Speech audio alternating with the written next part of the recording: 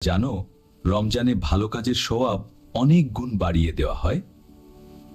একটা নফল ইবাদতের সওয়াব 70 গুণ পর্যন্ত বাড়িয়ে দেওয়া হয়। আমি অনেক ভালো কাজ করব। খুব ভালো মেহেদি। আল্লাহ তোমার এই সাহায্য কবুল করুন। This is for you. Thank you, uncle. Eat well. I will. রমজানে দান, নামাজ, কুরআন সবকিছুর সওয়াব বহু গুণ বেশি। রমজানে একটি আয়াত পড়লেও আল্লাহ অসংখ্য সওয়াব দেন।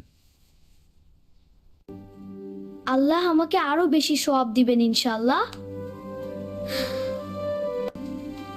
রমজানের প্রতিটি রাতেই বরকতময়।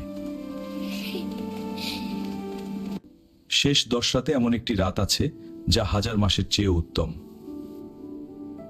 রমজানে ছোট কাজও বড় হয়ে যায় আল্লাহর কাছে। আব্বু, রমজান শেষ হয়ে যাবে।